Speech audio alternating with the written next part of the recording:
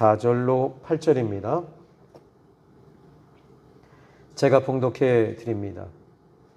여호와께서 또 기드온에게 이르시되 백성이 아직도 많으니 그들을 인도하여 물가로 내려가라. 거기서 내가 너를 위하여 그들을 시험하리라. 내가 누구를 가리켜 내게 이르기를 이 사람이 너와 함께 가리라 하면 그는 너와 함께 갈 것이요 내가 누구를 가리켜 내게 이르기를 이 사람은 너와 함께 가지 말 것이니라 하면 그는 가지 말 것이니라 하신지라.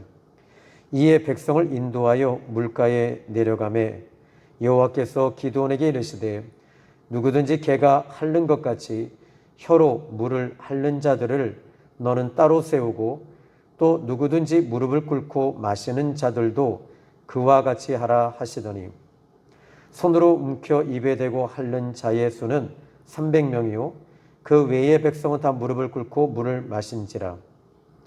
여호와께서 기드온에게 이르시되 내가 이 물을 핥아 먹은 300명으로 너희를 구원하여 미디안을 내 손에 넘겨주리니 남은 백성은 각각 자기의 처소로 돌아갈 것이니라 하시니 이에 백성이 양식과 나팔을 손에 든지라. 기드온이 이스라엘 모든 백성을 각각 그의 장막으로 돌려보내고 그 300명은 머물게 하니라. 미디안 진영은 그 아래 골짜기 가운데 있었더라.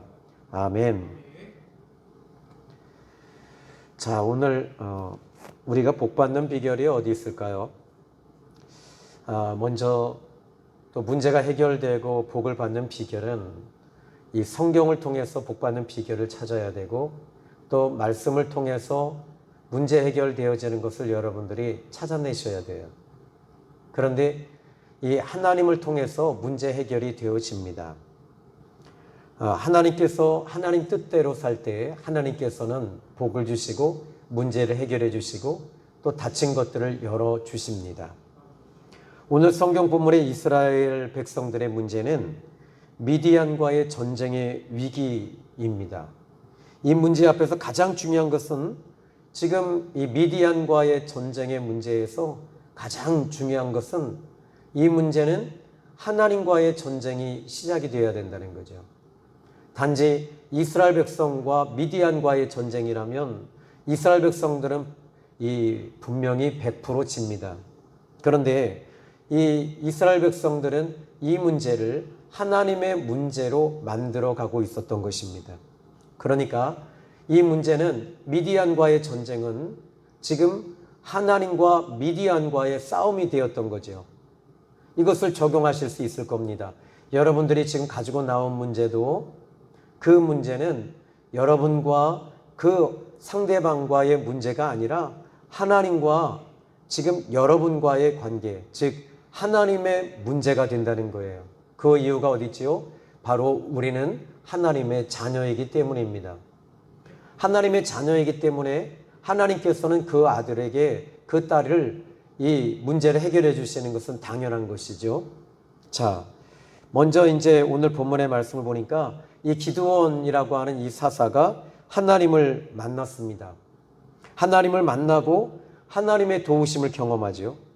심지어 하나님을 대접할 때 이 반석에서부터 불이 올라와요. 이것만 봐도 반석에서 올라온다는 것 그 자체는 이 엄청난 기적이잖아요. 그는 거기서 하나님을 이 엄청난 기적을 경험합니다. 그리고 그는 하나님을 신뢰합니다. 그가 하나님을 신뢰할 수 있었던 비밀은 하나님을 만났고 하나님이 어떤 분이신가를 경험하는 것입니다. 그러려면 여러분이 오늘 이 시간에 여러분의 문제가 해결되어지기를 원하신다면 첫 번째는 하나님과의 관계가 반드시 이루어져야 되고 형성이 되어지는 것은 제일 먼저 그것이 시작이 되어야 됩니다. 자, 그런데 문제는 하나님과의 관계가 형성이 되었음에도 불구하고 하나님의 도우심이 없고 징계와 고난과 환난이 있다면 제일 먼저 하나님과의 이 관계는 이루어졌는데 그러면 그 관계성 속에서 나 자신을 돌아볼 필요가 있다는 거죠. 하나님께서 싫어하시는 것이 무엇인지, 아버지께서 원하시지 않는 것이 무엇인지를 나 자신을 살펴보아야 합니다. 자, 오늘 이스라엘 백성, 본문의 이스라엘 백성들은 미디안과의 전쟁 그 문제만은 아닙니다. 영적으로 하나님과의 관계성 속에서 그들은 무너졌던 것이죠. 다시 말하면 바알과 아스타롯을 섬기고 그 신전에서 제사를 드리면서 하나님을 믿지 않았던 것이죠. 그래서 하나님께서 이 부분을 아주 분명히 하기를 원하셔요. 여러분 마찬가지입니다. 하나님과의 관계가 형성이 되어지면 하나님은 도우시는데 그 관계가 형성이 되었음에도 불구하고 하나님께서 징계와 문제가 계속되어진다면 내가 하나님 앞에 잘못한 것이 있지는 않는가? 또 막혀있는 것은 있지 않는가? 하나님을 거역하고 있는 것은 아닌가? 여러분들이 나 자신을 성찰할 필요가 있습니다. 나 자신을 돌아볼 필요가 있는 거예요. 그래서 나 자신을 돌아보면서 하나님을 바라보는 것이죠. 자, 이 열왕기상 18장 성경을 보면요. 거기에 엘리야 같은 경우도 마찬가지입니다. 엘리야 같은 경우에도 지금 이스라엘 백성들에게 어떤 문제가 생겼냐면 지금 비가 오지 않는 거예요. 3년 6개월 동안 비가 오지 않았어요. 가뭄이 들었어요. 흉년이 들었어요. 이 엘리야는 이 문제가 왜 왔는지를 너무나도 잘 압니다. 어떤 문제죠? 역시 이스라엘 백성들 전체가 바알을 섬기고 있었기 때문입니다. 그래서 엘리야는 제일 먼저 이스라엘 백성들이 하나님께 돌아오려면 이 하나님의 때가 있더라고요. 이 과일이 익을 때와 같이 익을 때를 기다리고 있었어요.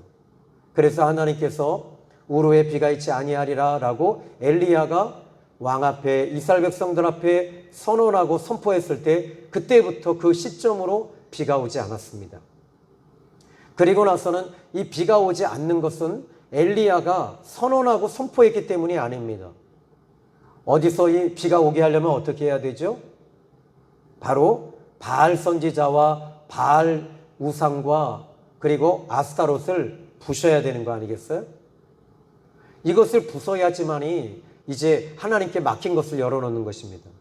그런데 엘리야는 하나님과의 관계성 속에서 바른 관계에 놓여져 있었던 사람입니다. 하나님께 바른 관계가 놓여져 있는 사람은 하나님께서 그 입술에 권세를 주시고 말의 언어에 권능을 주십니다. 그리고 나서는 하나님께서 그를 인도하십니다. 어디로요? 그릿 시내가로 인도하시는 거예요. 그러니까 물이 있는 곳으로 하나님께서 그릿 시내가로 엘리야를 움직이시는 거예요. 그러니까 하나님과의 바른 관계에 놓여져 있는 사람들은 하나님께서 인도하세요. 하나님께서 인도하시고 그 발걸음을 움직이시는 거예요. 에녹 같은 경우에도 하나님과의 바른 관계 속에서 300년을 동행했습니다. 성경에서는 모든 하나님의 사람들은 하나님과의 바른 관계에 놓여져 있었던 사람들은 하나님께서 다 한결같이 인도하세요. 그리고 한결같이 하나님께서 그들을 인도하실 뿐만 아니라 도와주십니다. 시편 23편 다윗도 이야기합니다. 여호와는 나의 목자시니, 그러니까 하나님과의 관계가 딱 형성이 됐습니다. 그가 나를 푸른 초장에 누이시며 그랬어요. 푸른 초장으로 움직이시는 거예요. 쉴 만한 물가로 인도하십니다. 왜죠? 이 목자와 양과의 관계가 형성이 되어지니까 목자는 그 양을 인도해 주시는 거예요. 그러니까 여러분들이 오늘 이 시간에 하나님의 인도를 받으시기를 원한다면 하나님과의 바른 관계가 반드시 놓여져야 합니다. 그리고 그 관계성 속에서 여러분들이 혹시 하나님을 거역하거나 불순종하는 것이거나 또는 건드리지 않아야 할 것들에 대해서 건드리고 있다면 여러분 돌이키시면 되는 거예요. 회개하시면 되는 거예요. 회개하시면 하나님께서는 마태복음 4장 17절에 말씀하시기를 이때부터 예수께서 비로소 전파하여 이르시되 회개하라 천국이 가까웠느니라. 자, 회개하면 이제 천국이 가까워지는 거지요. 이 천국이 가까워진다는 것은 장소적인 개념이 아닙니다. 하나님이 가까워지는 거예요. 그러니까 예수님이 가까이 오시는 거예요. 회개하면 삼위일체 하나님이 나에게 가까이 오시는 거예요. 그러니까 회개할 때 하나님께서 우리가 회개할 때 막 이 심령이 깨끗해지고 영혼도 깨끗해지고 살아나는 거 아닙니까? 그러니까 회개만 제대로 하면 모든 질병에서 치유받을 수 있어요. 그러나 우리는 치유받지 못한다 할지라도 우리는 하나님 아버지의 뜻대로 모든 일들이 되어지는 것을 기뻐해야 될 줄로 믿으시기 바랍니다. 자, 지금 이제 그 바알 선지자들을 지금 이 부분에 대해서 하나님은 제거하기를 원하셨어요. 그래서 기드온에게 제일 먼저 하신 것이 뭐죠? 막힌 것을 부숴내야 되는 거예요. 그것은 그의 아버지, 이 기드온의 아버지가 이 자기 집에 바알 제단을 쌓았습니다. 아스타롯 제단을 쌓았습니다. 하나님이 명령하십니다. 기드온아, 너는 이제 그 바알, 너의 아비 바알 제단을 다 때려 부셔라. 때려 부시는 거예요. 때려 부셔야지만이 하나님과의 관계가 이 묶였던 것들이 풀어지기 시작을 하는 거 아니겠어요? 자, 여러분 이제 오늘날 많은 그리스도인들이 착각하는 게 하나 있더라고요. 목사님에게 나와서 이 기도하는 사람에게 기도받으면 문제가 해결된다는 생각을 가지시더라고요. 아닙니다. 그건 기복적인 것입니다. 그것은 샤머니즘입니다. 이 하나님과의 관계가 바르게 형성되어지는 것. 그러면 선지자들은 여러분 어떻게 해야 되죠? 예를 들어 볼게요. 다윗 왕이 밧세바를 범합니다. 밧세바를 범했을 때 나단 선지자가 찾아왔습니다.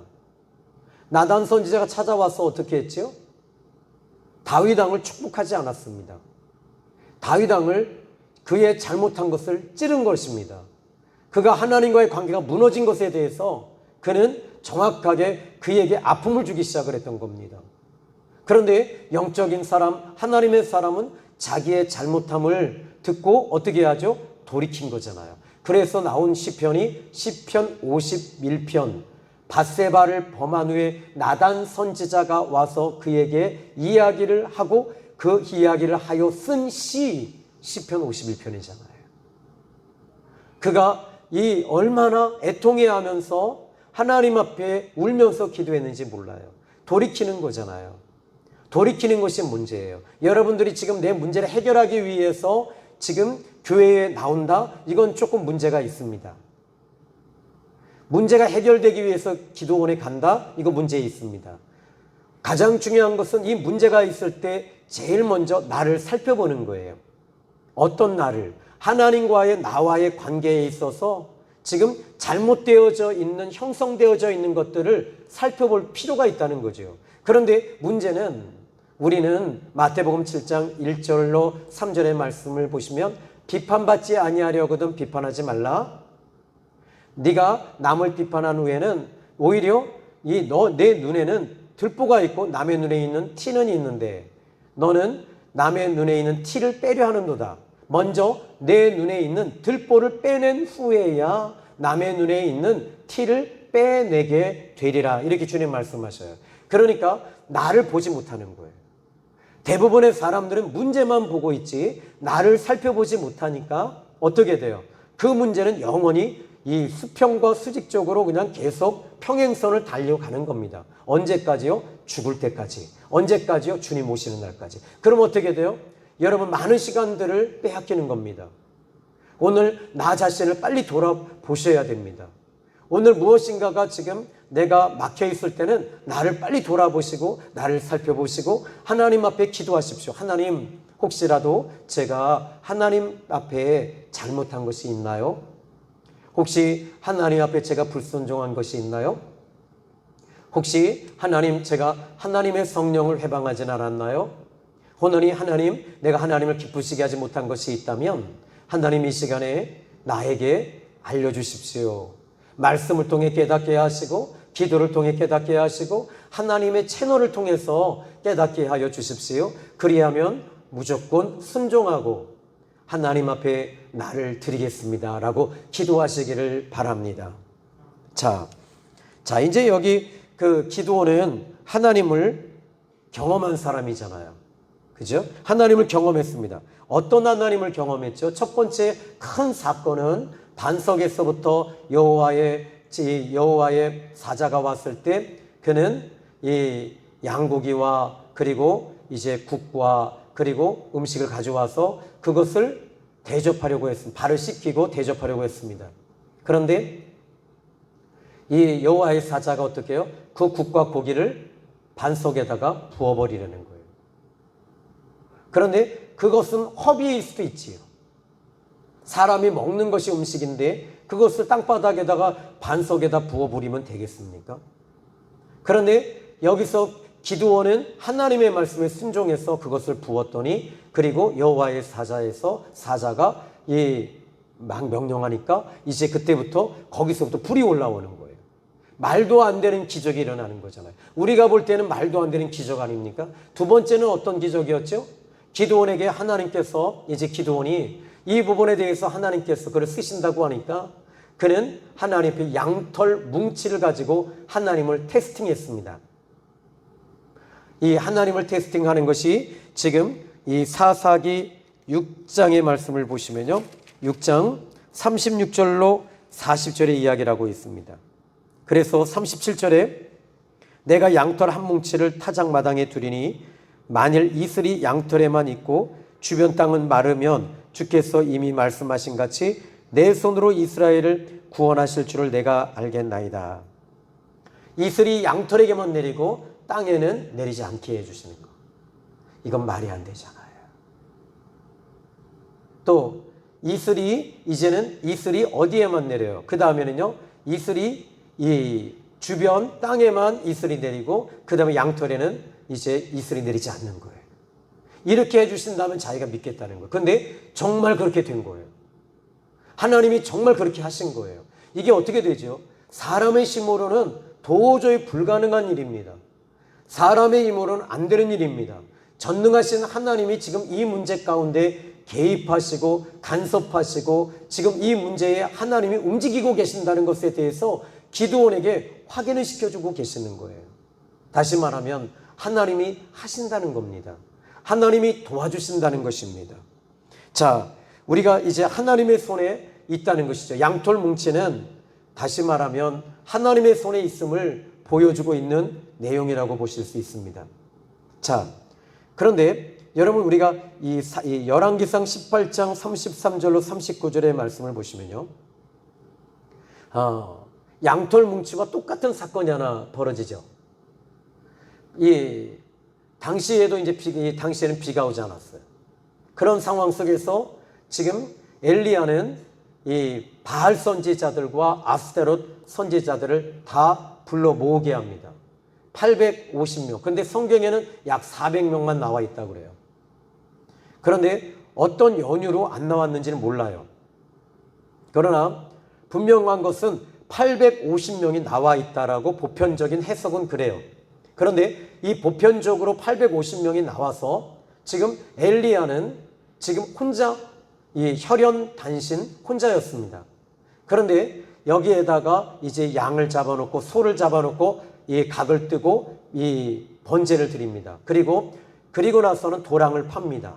도랑을 파고 요단강에서 물을 떠오라고 해서 거기에 물을 다 부어버립니다.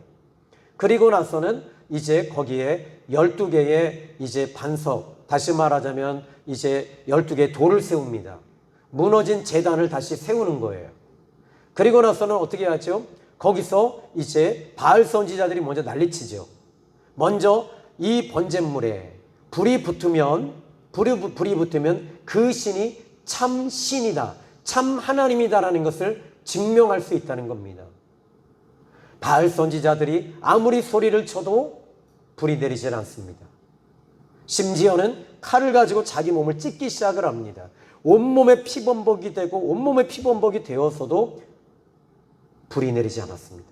그런데 엘리야는 어떻게 하죠? 하나님 앞에 기도하는 거예요. 하나님 앞에 기도했더니 여호와의 이름을 부르고 소제 드릴 때 하나님의 이름을 부를 때 불이 바로 열왕기상 18장 33절로 39절의 말씀을 보시면 비가 내렸어요. 불이 내렸어요. 제가 좀 읽어드려 볼까요? 자, 먼저 이 36절에 보면요. 열왕기상 18장 36절 저녁 소재 35절에 물이 제단으로 두루 흐르고 도랑에는 물이 가득 차더라. 그리고 33절에 송아지로 각을 떴어요. 나무 위에 놓고 통넷에 물을 채우다가 번제물과 나무 위에 부으라. 지금 여기 물을 채워다가 그 내통에다가 번제물에다가 물을 부으라는 거예요. 소에다가. 그리고 그 다음에는 이 소를 태울 수 있는 나무에다가도 물을 부으라는 거예요. 아주 이 엘리야는 더 확실하게 하고 싶었던 거죠. 그런데 그리고 나서 이 35절에 물이 제단으로 두루 흐르고 도랑에도 물이 가득 찼다. 근데 36절 저녁 소재 드릴 때에 이르러 선지자 엘리야가 나와 말하되, 근데 그 전에는 어떻게 했다고 그래요? 이들이 지금 바알 선지자들은 17절 같은 경우에도 아합이 여기서 이제 이렇게 이야기가 나와 있는 내용들이에요. 자, 그런데 이제 36절의 끝부분에 보니까 이 엘리야가 나아가서 말하되 아브라함과 이삭과 이스라엘의 하나님 여호와여, 주께서 이스라엘 중에 하나님이신 것과 내가 주의 종인 것과 내가 주의 말씀대로 이 모든 일을 행하는 것을 오늘 알게 하옵소서. 그러니까 여러분, 이 엘리야는요, 지금 바알 선지자를 모으게 한 것은요, 하나님께로부터 응답을 받았던 거예요. 그러니까 그의 이것은 이 번제를 드리고 12개의 제단을 세우고 자기의 감정과 열심과 뜨거움으로 하지 않았다는 거죠.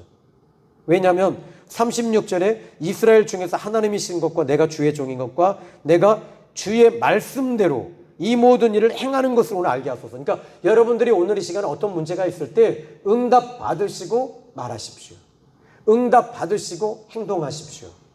그러면 하나님께서 움직이십니다. 어떻게 해요? 37절 보니까요, 여호와여 내게 응답하옵소서, 내게 응답하옵소서. 이 백성에게 주 여호와는 하나님이신 것과 주는 그들의 마음을 되돌이키심을 알게 하옵소서.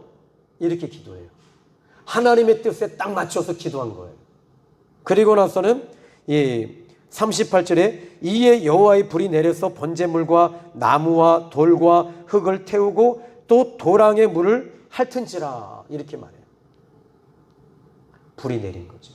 그런데 바알 선지자와 아스타롯 선지자들이 그 번제물에는 불이 내리지 않았어요. 하나님 응답 안 하셨어요. 왜죠? 하나님과의 관계가 없었기 때문입니다. 하나님과의 관계가 있을 때 하나님께서 일하시는 거예요.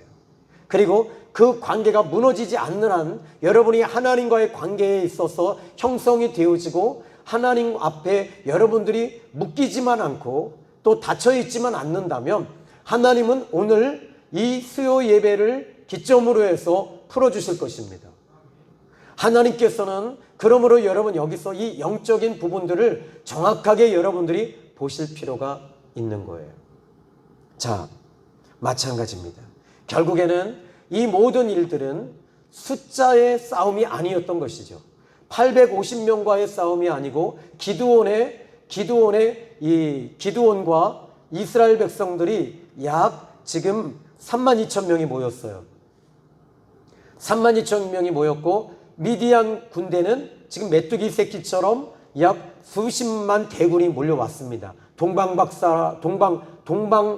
사람들과 아말렉 사람들까지 왔습니다. 왜? 먹을 것이 있으니까. 무엇인가가 있기 때문에. 지금 전 세계적으로 가장 큰 문제가 있는 게 뭐지요? 지금 이슈화된 게요, 러시아가 우크라이나를 쳤잖아요. 그냥 쳤겠어요? 감정의 싸움일까요? 아닙니다. 역사적으로도 있어요. 역사적으로도 물론 있지요. 그런데 그 우크라이나를 침으로 인해서 러시아는 더 큰 욕심을 가지고 있었던 거죠. 내가 득을 얻을 게 너무 많기 때문에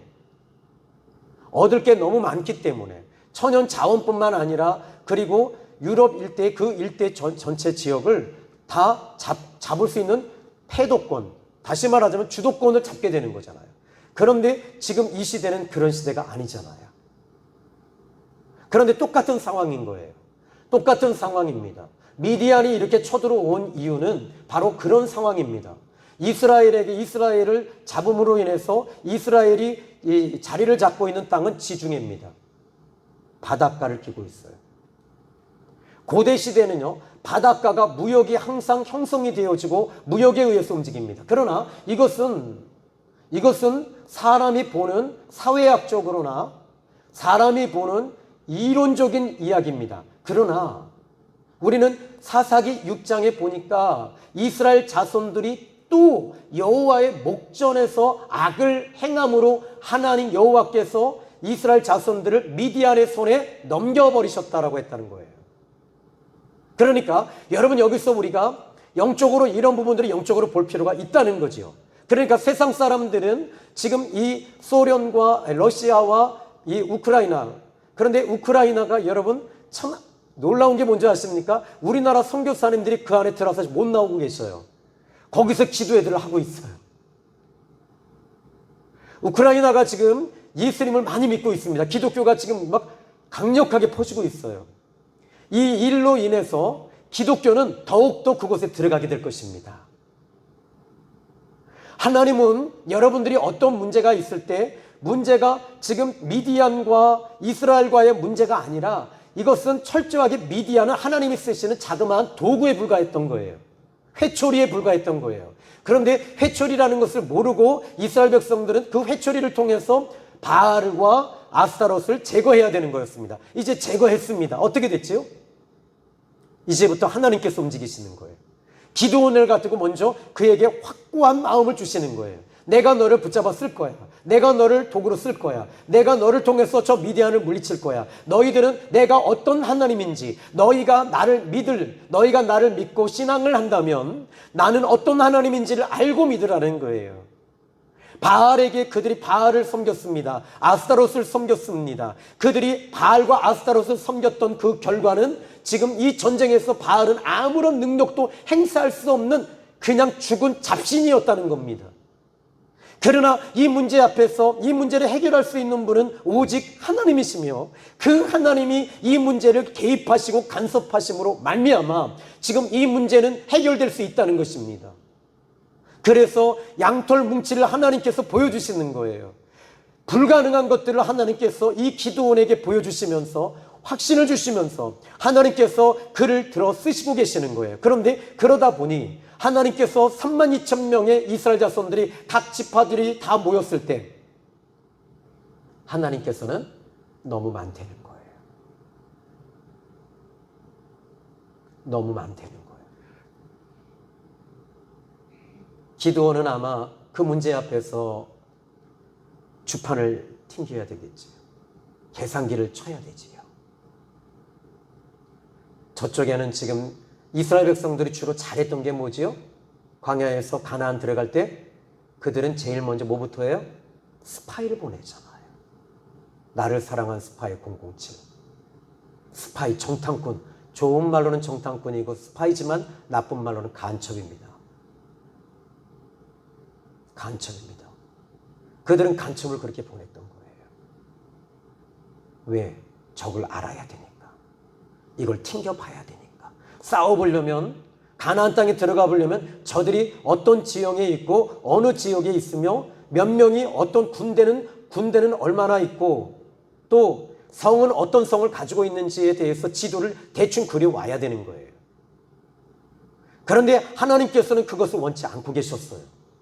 나만 바라보고 나만 믿고 너는 좀 바보스럽지만 네 머리 돌리지 말고 나만 믿고 나만 바라보고 너는 걸어와. 너희들은 그냥 가나안 땅을 내가 줬다는 것을 믿고 들어가면 내가 해결해 줄 것이고 내가 도울 것이고 내가 너희들에게 그 싸움에 전쟁에 이기는 것, 승리는 칼과 창에 있는 것이 아니라 사람의 머리에 있는 것이 아니라 내 뜻에 있는 것이란다. 내 손아귀에 있는 것이란다. 내가 누구에게 주고자 한다면 그는 그 복을 받게 될 것이고 그를 통해서 내가 얼마든지 일할 수 있는 것에 대해서 하나님께서는 이 기드온에게 알려주고 계셨던 거예요. 엘리야도 이 부분을 잘합니다. 하나님의 영적인 사람들은 이것들을 너무나도 잘합니다. 그러니까 그들은 섣불리 움직이지 않습니다. 하나님 앞에 하나님의 뜻대로 움직이려고 몸부림을 치고 목숨을 걸고 기도하고 있는 거예요. 그래서 여러분 기도하는 사람들이 정말 소중한 거예요. 왜요? 하나님 앞에 기도하면서 하나님의 뜻을 찾고 말씀을 통해 찾고 설교 말씀을 들으면서 여러분들이 또 뜻을 찾으면서 하나님 앞에 앉아서 기도하고 하나님이 원하시는 대로 이 일이 이루어지길 원합니다 라고 여러분들이 기도해야 되실 줄로 믿습니다. 자, 여러분, 성경에는 이런 비밀을 아는 사람들, 엘리야도 이 비밀을 알았어. 그래서 제일 먼저 바알 선지자를 제거합니다. 그리고 나서 그는 이제 이 갈멜산에 올라가서 기도하지요. 7번 기도합니다. 포기하지 않습니다. 머리를 사타구니에 집어넣습니다. 머리를 사타구니에 집어넣었다고 해서 비가 오는 게 아니에요. 여러 가지 채널이 있었던 거예요. 과정이 있었던 거예요. 그리고 비가 오지 않았을 때 아합 왕이 딱 나왔을 때 그때 아합 왕에게 말합니다. 왕이시여, 비가 옵니다. 내려가십시오. 왕이 어려움을 당합니다. 내려가십시오. 저는 엘리야 같은 사람은 아닌가 봐요. 저놈의 새끼 저거 바알 선지 저거 그렇게 이세벨이하고 그냥 저런 돈 엄청나게 먹고 저거 나봇 포도원까지 그냥 다 뺏어간 저런 놈은 저거 비에 그냥 천둥 맞아 번개 맞아 죽어야지. 저는 그래야지 좀 시원할 것 같은데 엘리야는 그렇게 안 했어요. 내려가려. 아직도 제가 먼 거지요. 자, 다윗 같은 경우에도 참 영적인 비밀을 알고 있었던 사람인데 시편 8편에 보면요, 이 2절에 주의 대적으로 말미암아, 그는 참 놀라운 말이에요. 그게 자기의 대적이 아니라 주님의 대적. 그러니까 자기의 문제가 아니라 주님의 문제. 여러분의 문제가 아니라 주님의 문제. 여러분의 질병이 아니라 주님의 질병. 여러분 이렇게 받으셔야 돼요. 그래서 주의 대적으로 말미암아 어린아이들과 젖먹이의 입으로 권능을 세우시며 이는 원수들과 보복자들을 잠잠하게 하려 하십니다. 어린아이들과 젖먹이의 입으로 권능을 세우신대요. 그러니까 다윗은 머리에 안 썼어요. 하나님 앞에 있는 그대로 나갔던 것입니다. 자, 그러면 지금 이제 이 300명을 하나님께서 지금 여기에 32,000명이 너무 많다고 하니까 2만 명이 돌아갔어요. 이제 12,000명 남았어요. 12,000명 남았는데 하나님께서 또 많대요, 이게. 와, 이건 진짜 계산이 안 나오잖아요. 계산이 안 나와요. 지금 우크라이나와 러시아와 지금 전쟁이 막 러시아가 일방적으로 하잖아요. 근데 이상한 거예요. 막 들어오는데 안 되는 거야. 이상하게 안 되는 거야. 지금 자꾸 이게 지연되고 있어요. 그 이유가 어디 있을까요? 그런데 이보다 더한 일이 벌어지는 거죠. 300명 가지고 하나님이 하신다는데, 그런데 여기서 4절에 보니까 저는 이 4절에 오늘 본문 바로 사사기 7장 4절 한번 볼까요? 여호와께서 기드온에게 이르시되 백성이 아직도 많으니 그들을 인도하여 물가로 내려가라. 아직도 많대요. 내가 볼 때는 정말 적은데 하나님 보시기엔 너무 많다는 거예요. 하나님 보시기엔 너무 많대. 하나님이 정답 아닐까요? 아멘 하셔도 됩니다. 나는 진짜 정말 부족해요. 이거 안 돼. 계산해도 안 나와. 그런데 하나님은 아니라는 거예요. 그리고 나서 하시는 얘기가 뭐냐면 이렇게 말합니다. 그들을 인도하여 물가로 내려가라.